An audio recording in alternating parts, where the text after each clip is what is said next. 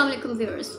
आज बात होगी पाकिस्तान की फ़ॉरेन पॉलिसी के हवाले से, जिसमें हम इस बारे में कंपैरिजन करेंगे कि पाकिस्तान की मौजूदा गवर्नमेंट, जिसको शहबाज शरीफ साहब लीड कर रहे हैं as prime minister of Pakistan, और गुज़िश्ता गवर्नमेंट जिसको former prime minister Imran Khan lead कर रहे थे, उन दोनों की फ़ॉरेन पॉलिसी में क्या नुमाया फ़र्क है और इस फ़र्क की क्या वजह है, इसको क्विकली हम देखने की कोशिश करेंगे। क्योंकि प्राइम मिनिस्टर शहबाज शरीफ को अभी कुछ ही अर्सा हुआ है, तकरीबन 1 महीना हुआ है कि वो प्राइम मिनिस्टर ऑफिस को संभाला है, उन्होंने अपना चार्ज लिया है, और इस दौरान उन्होंने कोशिश ये की है कि पाकिस्तान की जो फॉरेन रिलेशंस हैं उनको उनकी अपनी फॉरेन पॉलिसी के डायरेक्शन के लाइट में जो है वो रीसेट किया जाए, उसको उनके ख्याल में जो उसके अंदर पेचीदगियाँ हो चुकी हैं उसको दूर किया जाए। अपने कल के एड्रेस में, जो कि उनका पहला एड्रेस था आवाम के साथ, उसमें उन्होंने फॉरेन पॉलिसी से रिलेटेड एक पैराग्राफ उस लिखी हुई तकरीर में वक्फ किया था, जिसमें उन्होंने पाकिस्तानी नौजवानों को मुखातिब करते हुए कहा कि पाकिस्तान के वो रिलेशन जो कि उसके पुराने और काबिल एतबार दोस्त के साथ ख़राब हो चुके हैं या दोस्तों के साथ ख़राब हो चुके हैं, पाकिस्तान की मौजूदा गवर्नमेंट इसके बारे में पूरी कोशिश करेगी कि उनको दोबारा से इस्तवार किया जाए, उनको रीसेट किया जाए, उनको इम्प्रूव किया जाए, ताकि पाकिस्तान एक बेहतर रिलेशंस के साथ आगे बढ़ सके, जिस तरीके से पाकिस्तान पुराने पाकिस्तान में आगे बढ़ रहा था। ये दावा है प्राइम मिनिस्टर शहबाज शरीफ साहब का। रूस के हवाले से प्राइम मिनिस्टर शहबाज शरीफ का यकीनन वो बहुत ही क्लियर, उन्होंने एक तरीके से उसको इग्नोर किया है, अपनी तकरीर का हिस्सा नहीं बनाया है कि पाकिस्तान रूस के साथ, चाइना के साथ और टर्की के साथ, मलेशिया के साथ, इंडोनेशिया के साथ और ईरान के साथ जिस तरीके से एक ख़ास पावर ब्लॉक की तैयारी में था, जिसके बारे में कई इंडिकेटर्स थे, कई डिस्कशंस थे, कई फोरम पे इस पर काम किया पिछली गवर्नमेंट ने, उसके बारे में उस नए इमर्जिंग पावर ब्लॉक के बारे में इस तरीके का कोई ज़िक्र शहबाज शरीफ की तकरीर में शामिल नहीं था। इंडिया के हवाले से शहबाज शरीफ ने अपने तौर पे, जो कि मैं बिलीव करती हूँ कि उन्होंने अपने तौर पे कहा, एक पर्सनल स्टेटमेंट के तौर पे इस पर शामिल किया कि हम इंडिया के साथ ताल्लुकात को बेहतर करना चाहते हैं, और जिस पॉइंट पे आके इंडिया के साथ ताल्लुकात ख़राब हुए हैं हम उसको दोबारा से उसी सुनहरे दौर में लेके जाना चाहेंगे जहाँ पे इंडिया और पाकिस्तान में मिसाली मोहब्बत और दोस्ती थी। ये यकीनन उनकी तरफ से एक ऐसा स्टेटमेंट था जिससे ना पाकिस्तानी अवाम खुश हो सकती है, ना ही पाकिस्तानी मिलिट्री इस्टेब्लिशमेंट, क्योंकि पाकिस्तान की रियासत का और गवर्नमेंट का स्टांस यही होना चाहिए और हमेशा से रहा है कि जब तक कश्मीर के मामलात बेहतर नहीं होते, कश्मीरी अवाम के उमंगों के तहत यकीनन कश्मीर और एक ऐसा फैक्टर है कि जो कि इंडिया और पाकिस्तान के ताल्लुकात को नॉर्मलाइज़ करने में सबसे ज़्यादा मेजर एक रोल प्ले करता है। शहबाज शरीफ साहब की तरफ से इस तरीके से एक ऑफ़र देने के बाद उनको यकीनन तंबीह की गई, जब भी उन्होंने नेक्स्ट डे अपने ऑफिशियल स्टेटमेंट के अंदर ये कहा कि जब तक 5 अगस्त का 2019 के फ़ैसले को रिवर्ट नहीं किया जाता, जब तक पाकिस्तान इंडिया के साथ ताल्लुकात यानी इकनॉमिक रिलेशंस और बाकी रिलेशंस को उस पॉइंट पे लेके नहीं आ सकता कि जहाँ से आगे बात बढ़े। एक ही दिन के अंदर शहबाज शरीफ की policy towards India, foreign policy towards India को जिस तरीके से यू टर्न लगाना पड़ा, उससे बहुत अच्छी तरह अंदाज़ा लगा सकते हैं कि शहबाज शरीफ साहब को फॉरेन पॉलिसी और ख़ासतौर पे जो रियासत की इसके अंदर जो एक स्टांस है उसके बारे में इतनी ज़्यादा समझ नहीं है, जब भी उन्होंने इतनी फाश गलती की। और ये एक ऐसा स्टेटमेंट है जो कि एक आम समझ बूझ रखने वाला पाकिस्तानी भी उसकी मुखालफत करेगा कि जब तक कश्मीर का मसला हल नहीं हो जाता, इसका स्पेशल स्टेटस रिवर्स नहीं होता और प्लेबिसाइट के ज़रिए, जो कि अक़वाम मुत्तहिदा की तरफ से सजेस्टेड है, कश्मीरी अवाम इस बारे में फ़ैसला नहीं करती, उसके जो मेन स्टेक होल्डर्स हैं इस बारे में फ़ैसला नहीं करते कि उनको आज़ादी चाहिए, उनको एफिलिएशन चाहिए, वो जो फ़ैसला करना चाहते हैं उनको जब तक उनका राइट नहीं मिलता, राइट ऑफ सेल्फ डिटर्मिनेशन, जब तक पाकिस्तानी अवाम उनको हर तरीके से सपोर्ट करेंगे और इंडिया के साथ ताल्लुकात उसी सूरत में नॉर्मलाइज हो सकते हैं जब ये मसला, जो कि ना सिर्फ एक पॉलिटिकल इशू है बल्कि एक स्ट्रेटेजिक इशू भी है पाकिस्तान, इंडिया और चाइना के दरमियान, तो इसको जब तक रिजॉल्व नहीं किया जा सकता in best interest of the people of Kashmir, India and Pakistan, जब तक पाकिस्तानी अवाम भी यकीनन किसी इस तरीके के फॉरवर्डेड रिलेशन में इंटरेस्टेड नहीं हो सकती। तो ये एक बड़ा ब्लंडर था शहबाज शरीफ के साथ, और बहुत ही इब्तिदा में ही उन्होंने इस तरीके से फॉरेन पॉलिसी को शेप करने की कोशिश की, जो कि एक तरीके से एक इंटेंस कोशिश थी उनकी तरफ। शायद उन्होंने सेंसिटाइज़ करने की कोशिश की, जिस तरीके से इस वक्त एक डिबेट चल रही है कि इज़राइल को तस्लीम करने या करवाने की तरफ एक सिलसिला दोबारा से बढ़ाया जा रहा है, जिसको टाइम टू टाइम मीडिया जो है, चाहे वो पाकिस्तानी मीडिया हो, क्योंकि यहाँ पे भी कुछ एक्टर्स काम करते हैं जो इंटरनेशनल एक्टर्स होते हैं जो यहाँ काम करते करते हैं, मीडिया के अंदर भी होते हैं, डिफरेंट ऑर्गेनाइजेशंस के अंदर भी होते हैं, जो इस बारे में बार बार डिबेट करते हैं या शुरू करवाते हैं कि पाकिस्तान को इसराइल को तस्लीम कर लेना चाहिए। इस सिलसिले में इमरान खान को इंटरनेशनल नेशनल मीडिया के ऊपर और डिफरेंट फोरम्स के ऊपर, मुल्क से बाहर भी, इस बारे में बार बार प्रोब किया गया कि वो इसराइल के बारे में क्या स्टांस रखते हैं, उसको रिकग्नाइज़ करने में उनकी जो उनकी अपनी फॉरेन पॉलिसी वो किस तरीके से उसको देखते हैं। एंड इन मैनी ओकेजन उन्होंने बहुत ही क्लियरली इस बारे में कहा है कि कायद-ए-आज़म मोहम्मद अली जिन्ना जिस तरीके से इसराइल का और पैलेस्टीन का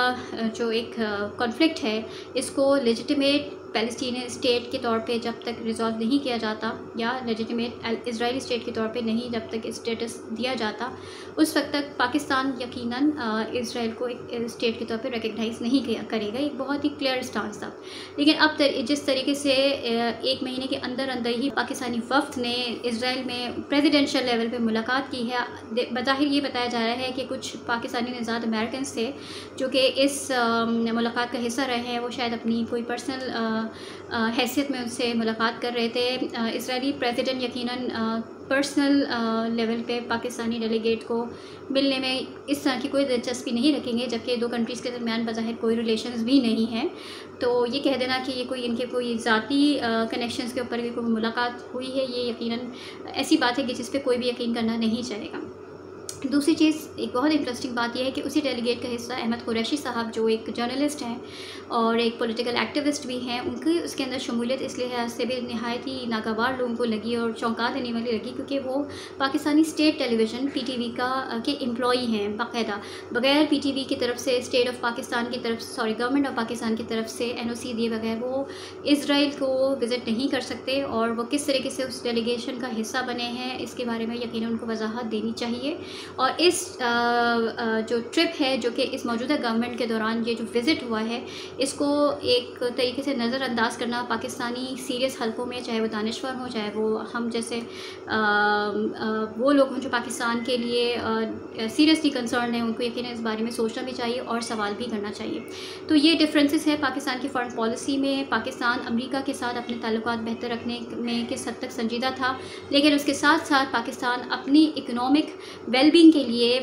और अपने स्ट्रेटेजिक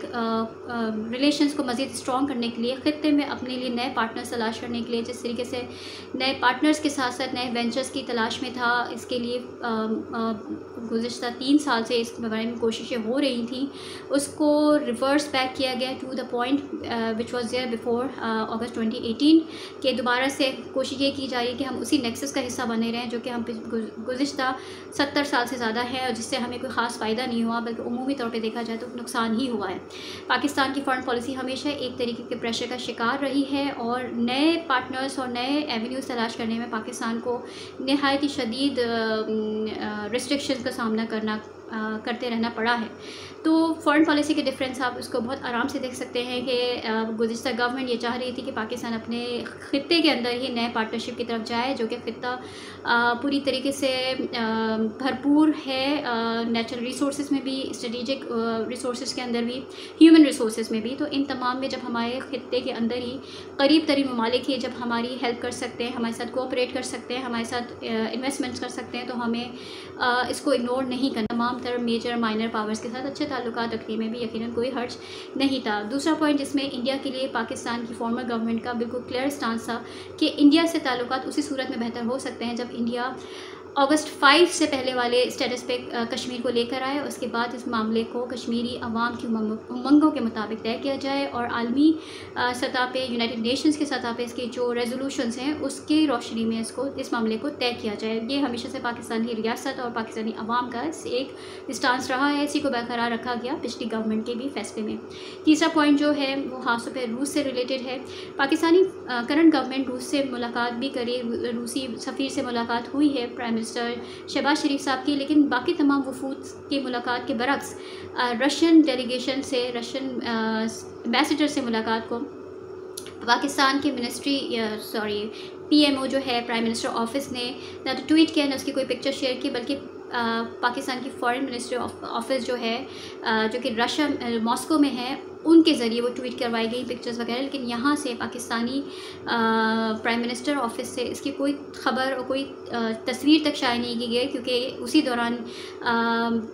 बिलावल भुट्टो जो है फॉरेन मिनिस्टर, वो अमेरिका के दौरे की तरफ रवाना हो रहे थे। तो उस वक्त पाकिस्तानी गवर्नमेंट इतनी स्केयर्ड थी कि उसके अंदर इतनी हिम्मत नहीं थी कि वो ये शो करती कि हम कोई मुलाकातें भी कर रहे हैं, हमारे कोई डिप्लोमेटिक रिलेशंस हैं। इंटरेस्टिंगली अभी 1 मई को पाकिस्तान रशिया जो रिलेशंस हैं उसकी एनिवर्सरी थी, और उस एनिवर्सरी को पाकिस्तान की तरफ से किसी तरीके से भी सेलिब्रेट या रेसिप्रोकेट नहीं किया गया, जबकि मॉस्को ने इसको ट्वीट के ज़रिए कॉन्ग्रेचुलेट किया था। पाकिस्तानी गवर्नमेंट का, पाकिस्तानी फॉरेन ऑफिस का ये रिवाज रहा है कि पाकिस्तान यूरोपियन कंट्रीज़ के साथ, वेस्टर्न कंट्रीज़ के साथ, मिडिल ईस्टर्न कंट्रीज़ के साथ जो भी उनके रिलेशंस की एनिवर्सरीज़ होती हैं उसको ऑफिशियली सेलिब्रेट करते हैं। एक तहनीती पैगाम भेजा जाता है जिसको अब मॉडर्न ट्रेंड्स के लिहाज से ट्विटर पे भी शेयर किया जाता है, लेकिन ऐसा कुछ इस दफ़ा रशिया के साथ नहीं किया गया, और जिससे बिल्कुल वाज़ेह है कि पाकिस्तान की जो गवर्नमेंट है इस वक्त बहुत ही स्केयर्ड है, बहुत ही सहमी हुई है। वो खुले आम या खुले तौर पे अपने नए पार्टनर्स के लिए, अपनी नई दोस्तियों के लिए और अपनी नई अपॉर्चुनिटीज़ के लिए कोई कदम उठाने से कासिर है। तो ये एक क्विक एनालिसिस था, एक शॉर्ट एनालिसिस था, जिसके कई और डायमेंशंस भी हो सकती है, लेकिन हमें यकीनन तैयार रहना है कि ये मौजूदा गवर्नमेंट कुछ ऐसे फैसले ज़रूर लेगी कि जो पुराने तरीके की जो फॉरेन पॉलिसी पाकिस्तान हमेशा बनती रही है, ये उसी की कंटिन्यूएशन हो, जिसका आज तक अगर हमें कोई फ़ायदा हुआ होता तो यकीनन हम एक बेहतर फॉरेन एंड इकोनॉमिक रिलेशंस रख पा रहे होते हैं अपने पार्टनर्स के साथ। लेकिन जितना हमें अंदाज़ा हुआ है कि 70-75 साल के दौरान हमने अपने है कि पाकिस्तान यूरोपियन कंट्रीज़ के साथ, वेस्टर्न कंट्रीज़ के साथ, मिडिल ईस्टर्न कंट्रीज़ के साथ जो भी उनके रिलेशंस की एनिवर्सरीज़ होती हैं उसको ऑफिशियली सेलिब्रेट करते हैं। एक तहनीती पैगाम भेजा जाता है जिसको अब मॉडर्न ट्रेंड्स के लिहाज से ट्विटर पे भी शेयर किया जाता है, लेकिन ऐसा कुछ इस दफ़ा रशिया के साथ नहीं किया गया, और जिससे बिल्कुल वाज़ेह है कि पाकिस्तान की जो गवर्नमेंट है इस वक्त बहुत ही स्केयर्ड है, बहुत ही सहमी हुई है। वो खुले आम या खुले तौर पे अपने नए पार्टनर्स के लिए, अपनी नई दोस्तियों के लिए और अपनी नई अपॉर्चुनिटीज़ के लिए कोई कदम उठाने से कासिर है। तो ये एक क्विक एनालिसिस था, एक शॉर्ट एनालिसिस था, जिसके कई और डायमेंशंस भी हो सकती है, लेकिन हमें यकीनन तैयार रहना है कि ये मौजूदा गवर्नमेंट कुछ ऐसे फैसले ज़रूर लेगी कि जो पुराने तरीके की जो फॉरेन पॉलिसी पाकिस्तान हमेशा बनती रही है, ये उसी की कंटिन्यूएशन हो, जिसका आज तक अगर हमें कोई फ़ायदा हुआ होता तो यकीनन हम एक बेहतर